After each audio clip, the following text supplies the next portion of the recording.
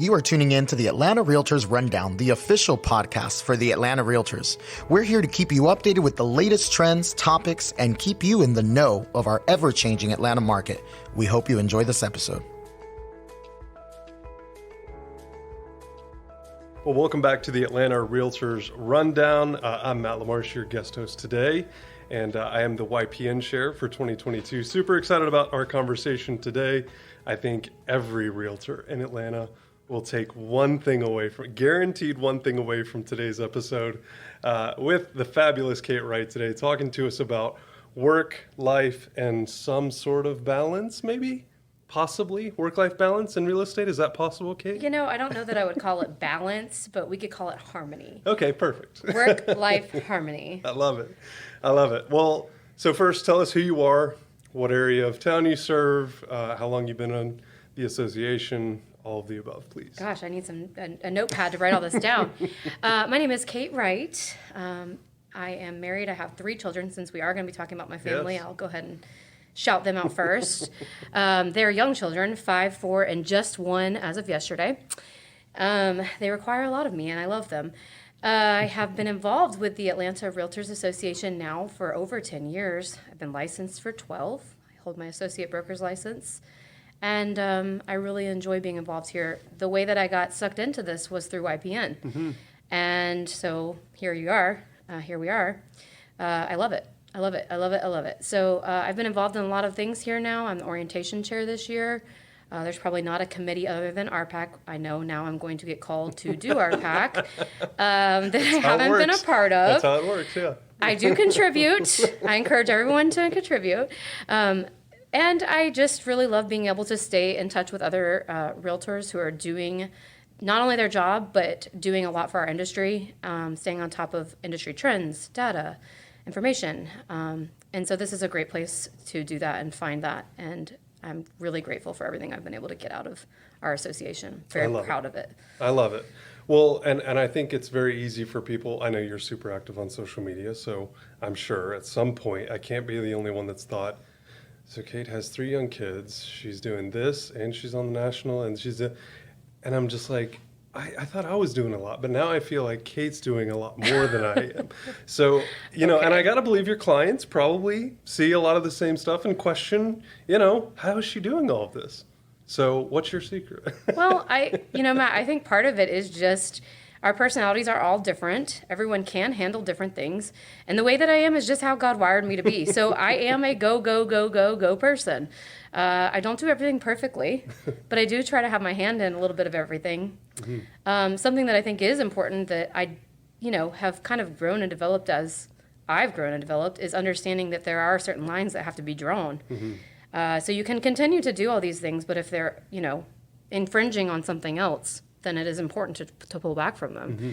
So for you saying, thank you for the compliment, I'll take it as a compliment, that I can do everything, I would say that there are a lot of things that I feel that I don't either do and participate in that I'd like to, sure, or that I'm not doing as well as others are. And right. I think that's something that's really big for us in our industry is watching other people and comparing mm-hmm. and feeling like we have to do all the things. Yeah. Or thinking that they are doing all the things and they are in fact not doing all the things. So the world we live in now is a bit deceptive. Social media can have that effect. And I have come to find that a lot of the people who are the most successful have learned how to draw those lines. And there might be platforms or areas of their life that they can't show up to for certain seasons or periods. Yeah. So talk to us a little bit, because obviously, unless you're getting consistent business every single day, every single week, every single month, there's a lot of ebbs and flows in real estate. So some months are super crazy. You got 3 closings this week. You got to make it happen, and the kids have to get fed, and the. But as you mentioned earlier, when you say yes to something, you're saying no to another thing, right? So especially being in this business, there's a lot of instances when that ebb comes that you got to say yes to a lot more business stuff, which means you're saying no to something else. So for someone that's got a super inconsistent business, how do you manage your time? Because we all are on that level to some extent. So how do you manage your time just in general? Busy, slow, otherwise? Walk me through like what a typical day for you looks like. That's a great question. There's no typical day. Right. I think that I have learned to take the slow moments and soak them up and use immediately, just go immediately into the mode of the thing that I value the most in that time, which is for me, my family. Mm-hmm. There's some people who will be listening and they're single. There's some people who will be listening and they're empty nesters. There will be some people, and there are other things that they can prioritize in their life that they don't necessarily get to put first at all times, but they know what they would quickly go to. For sure. Not to neglect your business in those slow times, because it's still important to be feeding it and watering it and cultivating it, but not to sit in your office and stare at the wall and say, what am I doing wrong? Why am I not busy right now? Instead, to immediately flip that switch and say, all right, I have this moment of opportunity. I need to go shift my focus into my family. I've done my 4 things for the day. I've marked off my task while they were at school. And now that I know I don't have obligations in the afternoon, I'm going to give them my full attention, undivided, and value this moment. There are always going to be things, like you said, we are in such an inconsistent, we could write our schedule out at the beginning of the week, and by Wednesday, it's just ball it up, throw it away. Yep. There's no way we're keeping that. It went completely off the chain. That's right. And so I think that it's important to understand how to go with the flow, but to still block off certain things that you have to be there for. So again, I'll circle back to the kids. I make a point every week to be at their ballet. I make a point every week to be home during their music lesson. So I do not schedule anything from that Wednesday afternoon for a 2-hour window around the piano lesson, for a 2-hour window around ballet. Purposefully, every week, no matter what. If there was a dire consequence, like maybe we have a 1-day due diligence and the inspection can only be done at that time, then I'll work with my husband. But I really try to protect those times. And so if there are certain things that you need to protect in your life, be it your relationship with your spouse, your children, an aging parent that needs you, and you know that it would mean a lot to them if you came to bingo on Wednesdays, then go ahead and time block those times and make it non-negotiable. Your clients can respect that. They understand. They have a life too.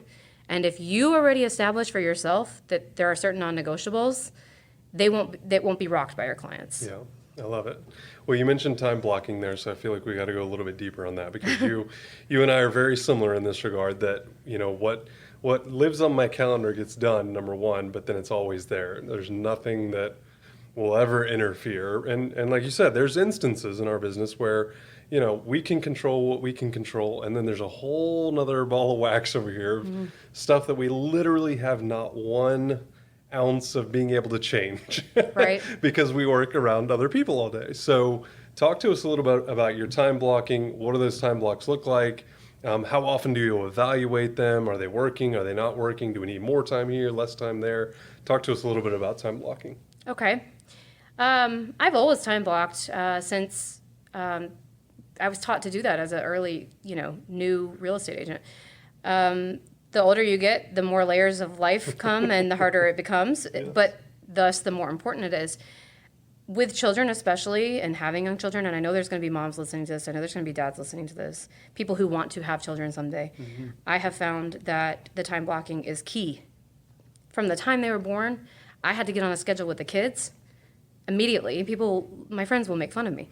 I had to immediately get on a schedule because I needed to know when I was going to be able to work every day so that I could tell my clients, I will respond to you between the hours of 10 and 1. Right. I will be available to you after 7 p.m. I will be available to show homes between 4 to 6. And it wasn't going to change because my family was on a schedule.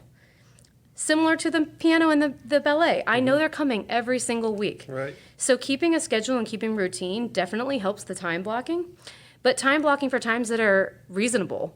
So instead of saying, well, my kids go to school in the morning, they don't go long. I'm waiting for that day. They go from 9 to 12. Am I going to work from 9 to 12? Like, just sit down at the computer and just work? Realistically, probably not. Right. I might need to get an errand done. I might have to run to the grocery store. So if I tell myself I'm going to work from 9 to 12, that's not feasible, and I'm going to feel like I'm failing. Right. So instead, I give myself more reasonable time blocks. I am going to sit down from the moment I get home from dropping them off until I can finish every email and every call that needs to be made this morning, and then I can move on with my day until they get home. After they go down for their rest, I begin another session of work. So that's kind of how I've structured my days. As the children have changed ages and their flow in their life has changed, I've had to restructure. When summer comes, that's going to be a whole other topic. But you have to create space for yourself to be successful in every environment. I love it. Yeah. Well, and even just in 5 years, you've probably adjusted at least 3 times as each new yeah. kid was added. Oh, yeah. So, but one thing you mentioned there, I want to go back to, so the mindset, because I think a lot of people beat themselves up on this. And I know I've even been guilty of this in the past, that, you set your, like you said, you set the schedule Monday, you get to Wednesday, it's completely out the window.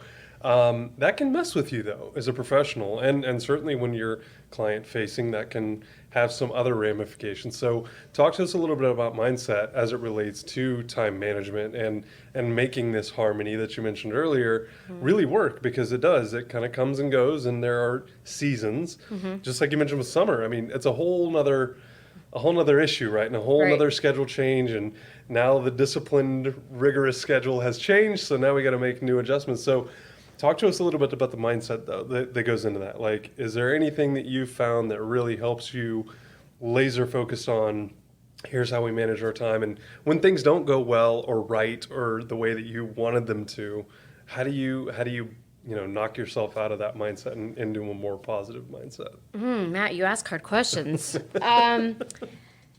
Wow. Mindset is definitely an important component for any realtor. You cannot do this business, and you cannot be in this business if you can't get a hold of your head. Yeah. I would say that the majority of the way that I do my life for anything, any circumstance, is if something didn't go well, reset, recalibrate, and move on. Don't get stuck in it. Don't dwell in it. Don't feel bad for yourself. Don't over-apologize. Wipe your hands. Wipe your shoulders, your legs, move on, and be done. So that's been something that I've had to do. I mean, your day didn't go like you thought it was going to go. What are you going to do about it? Are you going to pout? Right. Are you going to feel bad for yourself? Are you going to get frustrated and take it out on your family? Are you going to ignore your clients because you couldn't fulfill what they needed to be done at 1 o'clock? No, none of those things will work. It's just all about communication, having the best attitude at all times. And no, we're not perfect. We can't be happy every day, all the time. And there will be things that are frustrating and hard. But for me personally, it's just quickly moving past something and not dwelling on it, not allowing it to control where my headspace is. I know that negativity breeds negativity. Yep. And if you tell yourself that in the moment and you're like, okay, I didn't get everything I wanted to get done today. I have tomorrow. It's not the end of the world. I need rest. I need to stay in my routine of going to the gym in the morning. I got to move past this, go to bed, and we'll start again tomorrow. Yeah. Like, it's all good. Yeah. I love it. I've started to set a timer for 5 minutes. I give myself 5 minutes, and then that's it. Once that timer's 5 minutes up, to pout? Yeah.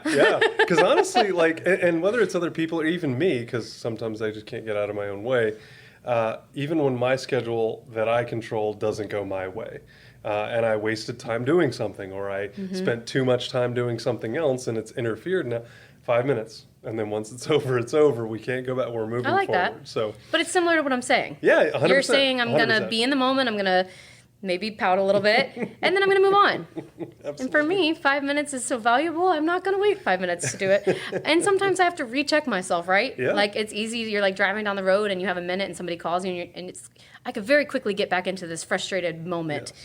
Instead, I'm like, no, we don't have time for this. That's right. That's exactly It doesn't produce anything fruitful to be That's like right. that. That's right. So mindset is very important, but it's discipline. It's training yourself, right? Yeah. So and then evaluating the moments in your life where you have pouted or been frustrated or angry, and looking back and saying, what did that do versus the times that I have corrected myself, and how was correcting my mindset more beneficial to me? Yeah. Yeah. Well, instead of screwing up my whole day now, it just screws up that 5 minutes. So Fair enough. I feel like that's okay. Fair enough. No, but I love that. So let's talk a little more. I want to go back just a little bit. So, we all know in real estate that there's like 4 or 5 activities every agent should be doing, as it relates to lead generation, prospecting, lead follow-up, negotiations, going over contracts, all this stuff that we have to be doing literally on a daily basis, even sometimes on the weekends. So talk to us a little bit about timing as it relates to that stuff. How much time, whether they're a new agent listening to this, or even a veteran agent that's maybe been through a life cycle, and maybe they're, getting ready to retire, or maybe they just started out, anywhere in between. How do you think about today on Friday? When does the activity actually hit? Like how far out should I be thinking about my time? Is it a monthly thing for you? Is it a quarterly thing? Like how often are you adjusting, evaluating, auditing your systems and your processes from a time management standpoint? Another great question. I think I'm going to go a little rogue on you on this one and say that part of the time management, life work harmony is knowing when you don't have the capacity to do some of these things. And I understand that there will be people who listen to this and they're like, I'm go, go, go. I got to earn. I got to make this goal. For me personally, part of me becoming more successful was stopping saying that and saying, if I can meet the needs of everyone who need me, my family, my clients, my spouse, my friends, if I can meet all of the needs of these people without feeling stressed and without feeling overwhelmed, then I'm going to be satisfied with that. And I think everyone's real estate life looks different, right? Sure. And so for me personally, people come to me and they'll ask me questions, or would you mentor me, or would you do this? And I'm like, I just don't know that I'm the best person for you because my business is not driven by numbers and monetary goals. Right. My business is driven by the goal to have that harmony. I got into real estate as a 22-year-old thinking, one day I'm going to have kids and I'm going to do real estate so I can be with them. Right. Cute, right? But it's real, and I have to remind myself that, right? So for me personally, and for some of the other moms or some of the other spouses here, you have to step back at some of these moments and say, maybe I can't do all those 5 pillars at this time in my life or this time of the year. And I have to trust that the way that I've started to build my business over the years and the way that I've cared for clients will snowball me in the direction that I need to be going to continue to find success. Yep. I cannot give all of me to my career at all times. Right. In those slower moments, in those slower seasons, that's the time where you say, you know what, I have extra 3 hours today because I'm not out showing. Right. I have extra 3 hours because I don't have the listing appointments I thought I was going to have. This is the moment where I sit down and assess. This is the moment where I build out my goals for the year that I can know that I can slowly be working on, but not goals that will get in the way of the other parts of my life. Yeah.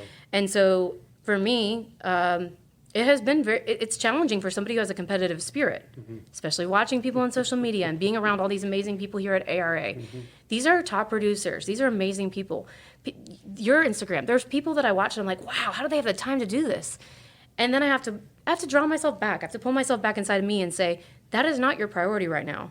Your priority is serving the needs that are directly in front of you, which are today, your kids, your husband, and these 4 clients. And that's it. Yep. When your client, your past clients have a baby, go check on them. Yep. When your clients have an elderly parent that's, fallen and they're really short on time, take them dinner. Do the things to see the people, but don't get so distracted by the business. Yeah. And that's just personally how I've been able to find that harmony. And as I go, it looks different every month. It looks different every week. And this week, particularly, extremely slammed. Do I feel like I looked amazing in the way that I structured everything? And do I feel like it was all perfectly executed? Not at all. Yeah. But it's all done, everyone's happy, and nobody's complaining, whining, crying, or yelling at each other. And so that's kind of how I see it. And I think it might be a little different than a lot of people. Well, I also think, though, that, this is going to sound totally counterintuitive, so stick with me for a moment. But Okay. I think our clients appreciate that, though. They appreciate that you've drawn those lines. You protect that time that you mentioned earlier as far as the kid time, the spouse time, like having that stuff in place, and especially when you do share it on social, like to me, that's one of the most endearing things about you, right? Is that when you set these boundaries, I now know your non-negotiables, right? Right. But to me, as someone, again, not just as a realtor, but as another human being, to me, that's what's interesting. Like that's what's, I don't want to work with people that don't have those boundaries. Right. I don't want to be at everyone's beck and call. Right. Like I want people to understand that my business is my business and how I run things and how I do things is there for a reason. Right. And I think you also can use that as a marketing opportunity to market to busy moms and busy dads that, see themselves in you in a lot of ways. And to piggyback on what you're saying, I don't have to market it. Correct. That's where the most genuine things I do are where the majority of my business come from. Right. And so when I'm at ballet with my kids and I'm focused on them and I don't have my computer out and I'm watching them, I'm taking pictures through the window and connecting with the other moms, whoa, what do you know? I have business. And I don't mean that to be funny or sound any kind of way. It's just living your genuine life and being consistent in things that should matter and should be a priority to you. These are things we can't get back. Right. These are things you can't backtrack on. You damage a relationship with your spouse. You can't it's hard to backtrack on that. Yeah. You don't make your children a priority. They grow up and you're like, crap. Those are all things that you can't change. Your client, I can hustle when my kids go to college and we can see how that goes. That's right. But I probably won't like it. I hustle now, but in my own way. Yeah. And I'm very, very intentional about communicating that like you said, to my clients and telling them, if we have a due diligence deadline coming up, I'm not ignoring you. I am going to check in with you this afternoon between 1 and 3. Think of all the questions you have up to then, and we'll get on a call. Yeah. And quite frankly, it actually works better because you're not rushing to do things and everyone has time to think and calmly come to the space at basically a scheduled time. Right. And so it has served me well to have those boundaries and to communicate to the clients, I'm not ignoring you. I'm not going to be available this morning between 10 to 1. I'll be with my children. And then after 1, we can get on a call. So write down your notes. I'll have my notes together by that time too. Mm-hmm.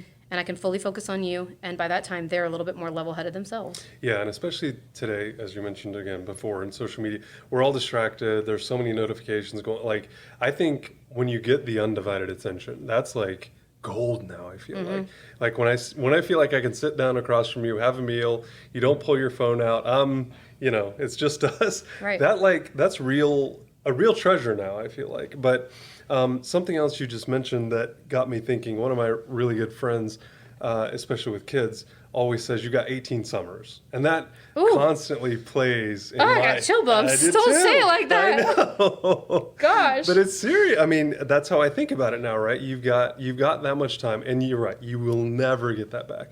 So that's constantly playing. Anytime I'm working after hours or missing something, or that's always, and I'm like, it's not worth it. It's just not worth it. No. This commission, that one transaction, this relationship, they'll understand. And I don't think enough people are willing to say that. So I appreciate you for saying And you know what that. I've found? The people who don't understand are not the people I want to be working with anyway. Correct. So if you're going to act ugly about it or impatient when I'm making you a priority in my day, I've just prioritized it, then we shouldn't be working together. And that tells me, in the future, I'm probably not the best realtor for you because I'm going to respect your time, but I need you to respect mine too. And I think the other thing I haven't hit on yet, Matt, that's really important is setting yourself up for success in other ways. For some people, that might be eliminating things that they don't really have the time to do. I know for me, it was very difficult to get help with the kids. I don't know why. I just thought, I can do it all. It's fine. I'll figure it out. But I was running myself so thin that I was miserable pretty much in every facet. I loved my kids. I was proud to be their mother, but I wasn't enjoying it. Mm-hmm. I loved real estate. I always have loved real estate, but I wasn't enjoying it. I was feeling stressed trying to get out the door. Mm-hmm. So if I could give anyone listening a tip, it would be evaluate your life and see what are the things that you can cut out or where are the things that you can bring in help that will help you to be your best version of yourself in the places that you want to be in. I don't mind doing laundry. I have friends that hate doing laundry. Mm-hmm. If you resent that, just similar to our work, right? Yeah. If there's something in your business that you're not good at and you don't like, outsource it. In your home. That'll do it. Yeah. Right. In your home, in your life, if there's something that you can't be fully present for and it's not going to serve you well, get a laundry service. Mm-hmm. Have a cleaner come in. Pick up pre-made meals. Mm-hmm. I mean, do the things to help yourself be the best version of you where you want to be. Yeah. And for us in our business, being the way that it is, there are a lot of times, like we've mentioned, it's not new news, where the week just goes completely off its hinges. And the best way you can set yourself up for success, knowing that those things will happen, is to have reinforcements in place. Yeah. So if you can eliminate some of these things, or if you can add support to your house, like we personally have an au pair. It took me a long time to get one, but once I got one, I was like, wow, I was torturing myself before we had help. And it's just an extra set of hands. So today, for instance, I thought I would be able to pick my kids up at school. I would say I pick them up 99% of the time. Mm-hmm. If it's not me, it's my husband, Ty. But neither one of us could get there, and it was the last minute, and I'm stuck with a client, and I can't be like, oh, by the way, I know you're signing on the line, and I just got here, but I've got to leave. Mm-hmm. So instead, I text the au pair, and I was like, hey, wasn't planning on this. I know you're capable. Can you please just go pick them up? Yeah. And immediately eliminate that dilemma. Yeah. So if you can set yourself up for situations like that, or you can get good support lined up to be your backup. I think I don't want to say create a happier life because that sounds so corny, but you do. You create a platform to be more successful as a parent, more successful as a spouse, and more successful as a realtor. Yeah, I love it. Well, so in closing, because again, this kind of goes into the work-life harmony that we've talked about today. So talk to us a little more.